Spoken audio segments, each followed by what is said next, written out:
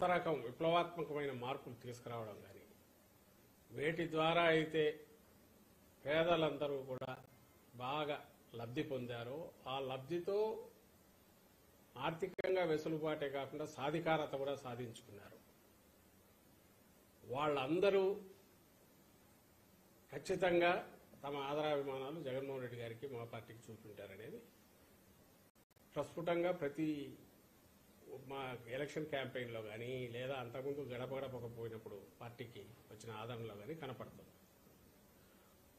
అటువైపు ఏం జరిగింది, కూటమి అనేది వాళ్ళు ఫామ్ అయినప్పటి నుంచి చంద్రబాబు నాయుడు గారు కానీ, తర్వాత పవన్ కళ్యాణ్ గారితో పెట్టుకున్నాకైనా ఆఖరణ బీజేపీ పంచన చేరి రోజుల తరబడి కూర్చొని వాళ్ళని ఎట్టోట్లో ఒప్పించుకొని వాళ్లకు వాళ్ళు అడిగినన్ని సీట్లు కొంత ఇచ్చి సర్దుబాటు చేసుకున్నా ఒక గ్రాండ్ అలయన్స్ లాగా అయితే బాగా కనపడింది. అంటే అందరూ కలిసి ఏకమయ్యారు. జగన్మోహన్ రెడ్డి ఎవరో ఒక పక్క ఉన్నారు, అందరూ కలిసి ఏకమయ్యారు అన్న దాంతో పాటు వచ్చే సౌండ్ ఏదైతే ఉందో అది మాత్రం చాలా పెద్దగా వచ్చింది. రాష్ట్రం అంతా వాళ్ళ ఇష్టం చెదిగారు, అటు తిరిగారు, ఇటు తిరిగారు, నాయకులు ఎక్కువ మంది.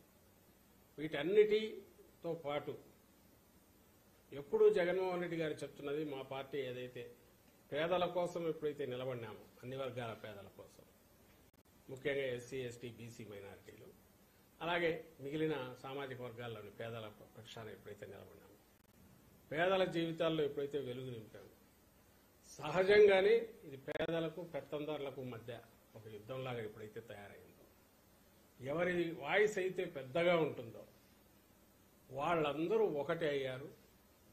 ఈ పార్టీలన్నీ ఒకటి కావడం వల్ల సౌండ్ మాత్రం చాలా పెద్దగా వచ్చింది ఆ వైపు నుంచి.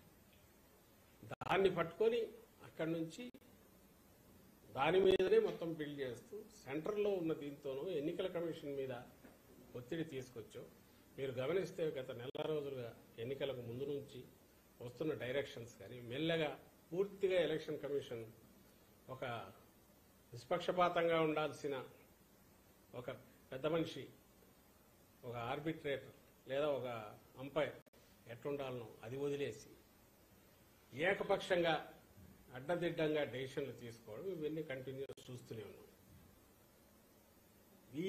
ఈ ప్రాసెస్ లో ఫైనల్కి వచ్చేసరికి ఆఖరకు పోస్టల్ బ్యాలెట్ల విషయంలో ఈ మధ్య వచ్చిన డైరెక్షన్ కూడా నిన్న మొన్న కూడా మెన్షన్ చేశాం.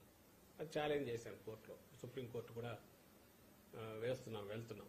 నిన్న ఇక్కడ హైకోర్టులో వెసులుబాటు రాకపోవడంతో ఇవన్నీ దేన్ని సూచిస్తున్నాయంటే, అధికారం సెంటర్లో ఉన్న అధికారం అడ్డం పెట్టుకొని ఇప్పుడు ఎన్నికల కమిషన్ పరిధిలోకి ఇక్కడ అధికార యంత్రాంగము వస్తుంది. ఎన్నికలన్నీ దారాదోర్లు జరుగుతాయి కాబట్టి పోలింగ్లో కానీ, పోలింగ్లో కుదరకపోతే కౌంటింగ్లో కానీ ఏమైనా ఇన్ఫ్లుయెన్స్ చేయగలమనే ప్రయత్నం ఏమైనా చేస్తున్నారేమో అనే అనుమానాలు బలపడుతున్నాయి, వరుసగా జరుగుతున్నవి.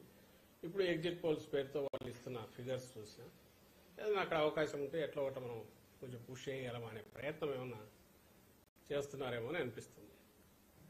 ఈ సౌండ్ కానీ, లేదా వీళ్ళందరూ కూటమిలాగా ఏకమే గ్రాండ్ అలయన్స్ లాగా రావడం కానీ, ఏదో వీళ్ళు చేస్తున్న హడావుడితో మేమే రాబోతున్నామని ఆర్భాటంగా ప్రచారం చేసుకోవడం కానీ, వీటన్నిటి ఫలితం ఏదన్నా ఉంటే ఇదిగో రచ్చ జరగడం, గొడవ హడావుడి జరగడం, ఇది రేపు కౌంటింగ్లో దీని ప్రభావం ఏమైనా చూపించాలి, అధికారుల మీద కానీ ఇంకో రకమైన ఒత్తిడి తీసుకొచ్చి కానీ అనే ప్రయత్నం జరగచ్చు.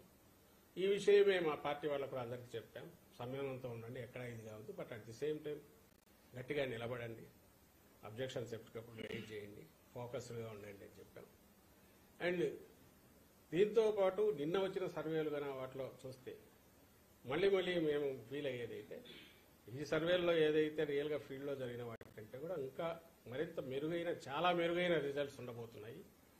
ల్యాండ్ స్లైడ్ ఇది ఉన్నా ఆశ్చర్యపోవాల్సిన అవసరం లేదు. ఎందుకంటే మరి సైలెంట్ ఓటు, వేరే ఊర్ల నుంచి వచ్చిన వాళ్ళు అయినా కూడా, హైదరాబాద్ కానీ బెంగళూరు కానీ ఎక్కడికైనా బతుకు తెరువు కోసం పోయిన వాళ్ళైనా, ఎవరైతే జగన్మోహన్ రెడ్డి గారి వల్ల కంటిన్యూస్ గా బెనిఫిట్ కావడమే కాదు, అదే కంటిన్యూస్ గా బెనిఫిట్ కావడము, దానివల్ల వాళ్ళ ఫ్యామిలీస్ అన్ని బాగుపడడం, ఈయన ఉంటేనే మరింత మాకు మేలు జరుగుతుంది అని అనుకోవడం వల్లనే గతంలో ఎన్నడూ లేనంతగా వచ్చారు ఇక్కడికి, అక్కడి నుంచి వచ్చి ఓటు వేసిపోయారు అనేది మేము అనుకుంటున్నాం. ఎందుకంటే బయటకు వెళ్ళిన వాళ్ళు ఎక్కువ బతుకు తెరువు కోసం పోయిన వాళ్ళు ఉంటారు, బలిసిన వాళ్ళు లేకుంటే విపరీతంగా ఆర్థికంగా ఇదిగా ఉండేవాళ్ళు అక్కడ ఉండేవాళ్ళు కొద్దిమందే ఉండేది.